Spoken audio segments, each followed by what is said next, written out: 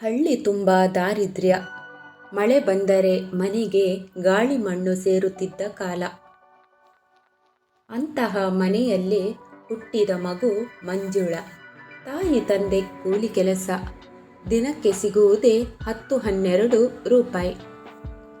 ಆದರೂ ಮಂಜುಳನನ್ನು ನೋಡಿದಾಗ ಅವರಿಗೆ ಸ್ವರ್ಗವೇ ಕಂಡಂತಾಗುತ್ತಿತ್ತು. ಆದರೆ ಮಂಜುಳ 5ನೇ ವರ್ಷಕ್ಕೆ ಕಾಲಿಟ್ಟಾಗಲೇ ತಂದೆ ಅನಾರೋಗ್ಯದಿಂದ ಹಾಸಿಗೆ ಹಿಡಿದರು. ಮನೆಯ ಆದಾಯ ಶೂನ್ಯ. ಸಣ್ಣ ನಾಗರ ಬಡಿಗೆಯ ಮನೆಯ ಮೇಲೆ ಬಡತನವು ದೊಡ್ಡ ರಾಕ್ಷಸನಂತೆ ಕುಳಿತಿತ್ತು. ಹಳ್ಳಿಯವರು ಕೊಟ್ಟ ಅಕ್ಕಿ, ಹೊರಗಿನ ಬಟ್ಟೆಯನ್ನೇ ಧರಿಸಿ ಮಂಜುಳ ಶಾಲೆಗೆ ಹೋಗುತ್ತಿದ್ದಳು. ಆದರೆ ಯಾರಿಗೂ ಗೊತ್ತಿರಲಿಲ್ಲ, ಅವಳ ಹೊಟ್ಟೆಗೆ 3 ದಿನವಾಗಿತ್ತು ಅನ್ನ ಬೀಳದೆ. ಶಾಲೆಯಲ್ಲಿ ಮಂಜುಳ ತುಂಬಾ ಬುದ್ಧಿವಂತೆ. ಆಕೆ ಬಡವಳಿದ್ದರೂ ಮನಸ್ಸು ದೊಡ್ಡದು. ಮಧ್ಯಾಹ್ನ ಊಟದ ಸಮಯದಲ್ಲಿ ಇತರ ಮಕ್ಕಳಿಗೆ ದೋಸೆ, ಇಡ್ಲಿ, ಚಪಾತಿ. ಆದರೆ ಮಂಜುಳಳಿಗೆ ಶಾಲೆಯ ಅನ್ನದ 2 ತುತ್ತು. ಶಿಕ್ಷಕರು ಕೇಳುತ್ತಿದ್ದರು, ಏಕೆ ಮಗು, ಮನೆಯಿಂದ ಏನು ತರ್ತೀಯಾ ಇಲ್ವಾ?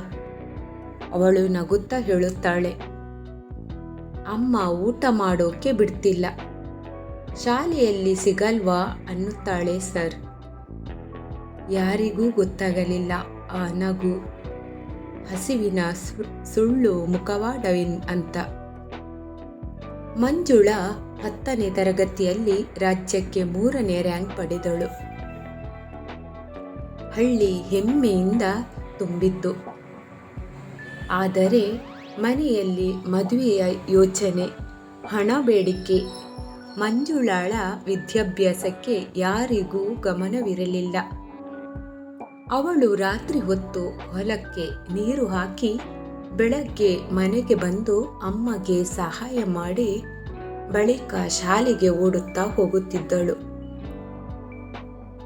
18ನೇ ವಯಸ್ಸಿನಲ್ಲಿ ಮಂಜುಳ ಕಾಲೇಜು ಓದಲು ಬಯಸಿದಳು. ಆದರೆ ತಂದೆ ತಾಯಿ ಒಂದು ಮಾತು ಹೇಳುತ್ತಿದ್ದರು, ನಮ್ಮ ಬಡತನದಲ್ಲಿ ನಿನ್ನ ಓದು ಸಾಧ್ಯವಿಲ್ಲ ಮಗಳೇ, ನಿನಗೆ ಒಳ್ಳೆ ಮನೆ ಗಂಡ ಸಿಕ್ಕಿದರೆ ಸಾಕು. ಅವಳ ಕನಸುಗಳು ಕಣ್ಣ ಮುಂದೆಯೇ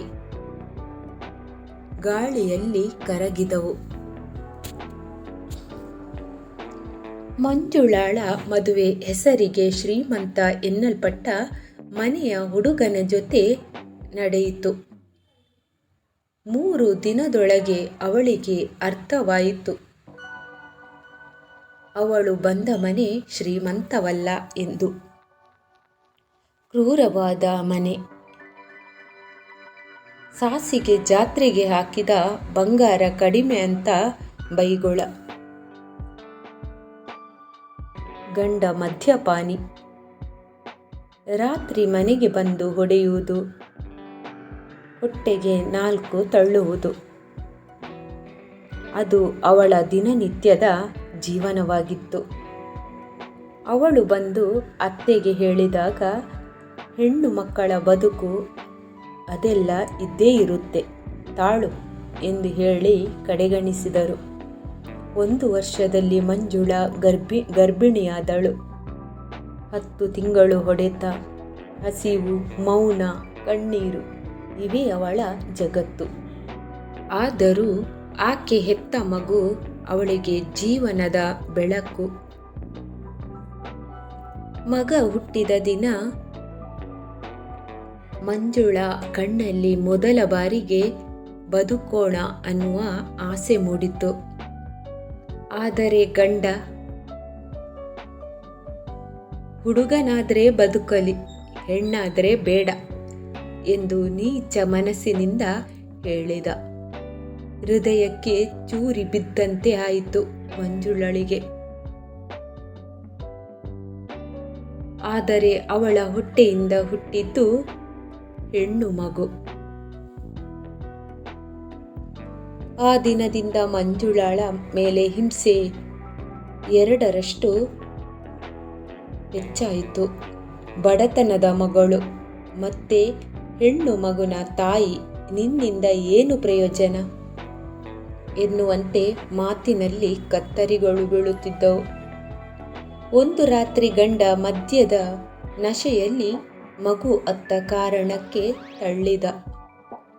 ಬಾಲೆ ಮಗು ಗೋಡೆಗೆ ಬಡಿದು ಅತ್ತಾಗ ಮಂಜುಳಾಳ ಮನಸ್ಸೇ ನಿಂತಿತು. ಅವಳು ಮಗುವನ್ನು ಕೈಯಲ್ಲಿ ಹಿಡಿದು ಯಾರಿಗೂ ಹೇಳದೆ ರಾತ್ರಿ 12 ಗಂಟೆಗೆ ಮನೆಯಿಂದ ಹೊರಟಳು. ಹಳ್ಳಿ ತಲುಪುವಷ್ಟರಲ್ಲಿ ಮಂಜುಳಾ ಕಣ್ಣೀರು, ಹೆದರಿಕೆ, ನೋವು, ದಣಿವು ಎಲ್ಲವೂ ಒಟ್ಟಿಗೆ ಸಂತೆಯಂತೆ ಬಿತ್ತು. ಅಮ್ಮ ತಂದೆ ನೋಡಿದಾಗ ಬೆಚ್ಚಿಬಿದ್ದರು. ಮಂಜುಳಾ ಕೆಲಸ ಹುಡುಕಲು ನಗರಕ್ಕೆ ಹೊರಟಳು. ಮೊದಲು ಮನೆಗೆ ಕೆಲಸಕ್ಕೆ ಹೋದಳು. ನಂತರ ಹೋಟೆಲ್ನಲ್ಲಿ ಪಾತ್ರೆ ತೊಳೆಯುವುದು ಕೆಲಸ.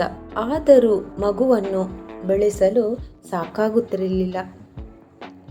ಆದರೆ ಮಂಜುಳಾ ಬಲವಾದಳು. ರಾತ್ರಿ ಹೊತ್ತು ಓದು ಮುಂದುವರಿಸಿದಳು. ಡಿಪ್ಲೊಮಾ ಕೋರ್ಸ್ ಹತ್ತಿ ಕಾಲೇಜಿಗೆ ಜಾಯಿನ್ ಆದಳು. 3 ವರ್ಷದ ಕಠಿಣ ಪ್ರಯತ್ನದ ನಂತರ ಅವಳು ಬ್ಯಾಂಕ್ ಸಹಾಯಕರಾಗಿ ಕೆಲಸಕ್ಕೆ ಸೇರಿದಳು. ಬಡವನ ಮಗಳು, ಅನ್ಯಾಯ ಅನುಭವಿಸಿದ ಹೆಣ್ಣು. ಅದೇ ಹೆಣ್ಣು ಸ್ವತಃ ತನ್ನ ಬದುಕನ್ನು ಕಟ್ಟಿಕೊಂಡಳು. ಕೆಲ ವರ್ಷಗಳಲ್ಲಿ ಮಂಜುಳಾ ಸ್ವಂತ ಮನೆ, ಸ್ವಂತ ಜೀವನ, ಮಗಳ ಶಿಕ್ಷಣ ಎಲ್ಲವನ್ನು ಸರಿಪಡಿಸಿಕೊಂಡಳು. ಮಗಳು 10ನೇ ತರಗತಿಯಲ್ಲಿ ರ್ಯಾಂಕ್. ಮಂಜುಳಾ ಹೆಮ್ಮೆಯಿಂದ ಕಣ್ಣೀರು ಹಾಕಿದಳು. ಆ ದಿನ ಮಂಜುಳಾ ತನ್ನ ಬದುಕಿಗೆ ಹೇಳಿದಳು, ನನ್ನನ್ನು ಒಡೆಯಲು ಬಡತನ ಪ್ರಯತ್ನಿಸಿತ್ತು, ಜನ ಪ್ರಯತ್ನಿಸಿದರು, ನನ್ನದೇ ಮನೆಯವರು ಕೂಡ ಪ್ರಯತ್ನಿಸಿದರು. ಆದರೆ ನಾನು ನನ್ನ ಮಗಳಿಗಾಗಿ, ನನಗಾಗಿ ಎದುರಿಸಿ ಗೆದ್ದೆ. ಬಡತನ ಹಿಂತೆಗೆದುಕೊಳ್ಳಲು ಕಾರಣವಲ್ಲ. ಹೆಣ್ಣನ್ನು ತಗ್ಗಿಸಿ ನೋಡೋ ಮನಸ್ಥಿತಿ ಬದಲಾಗಬೇಕು. ತಾಯಿಯ ಪ್ರೀತಿ ಜಗತ್ತಿನಲ್ಲಿ ಬಲವಾದುದು. ಹೋರಾಡಿದವಳಿಗೆ ಗೆಲುವು ನಿಶ್ಚಿತ. ಧನ್ಯವಾದಗಳು. ಈ ಕತೆ ನಿಮಗೆ ಇಷ್ಟ ಆದರೆ ಪ್ಲೀಸ್ ಲೈಕ್ ಮಾಡಿ, ಶೇರ್ ಮಾಡಿ, ಸಬ್ಸ್ಕ್ರೈಬ್ ಮಾಡಿ. ಅದೇ ರೀತಿ ಮುಂದಿನ ಕಥೆಯಲ್ಲಿ ಸಿಗುವ. Stay tune.